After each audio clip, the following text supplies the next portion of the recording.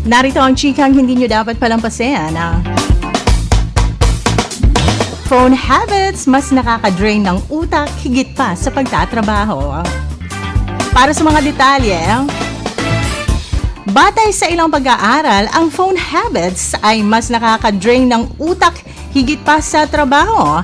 Ang patuloy na mga notification, walang katapusang pag-scroll at madalas na paglipat ng app ay nagpapanatiling abala at overstimulated ang iyong utak, dahilan kung bakit mas mahirap mag-focus at mag-recharge. Hindi tulad ng pagtatrabaho, ang paggamit ng telepono ay madalas na lumilika ng tuloy-tuloy na distractions.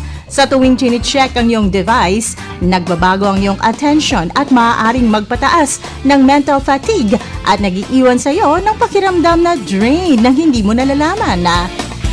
Ang pagbawas sa tagal ng paggamit ng telepono, paglilimita sa mga notification at pagkakaroon ng regular na breaks mula sa iyong phone ay maaaring makatulong na mapabuti ang focus, mapalakas ang pagiging produktibo at suportahan ang mas mahusay na mental well-being.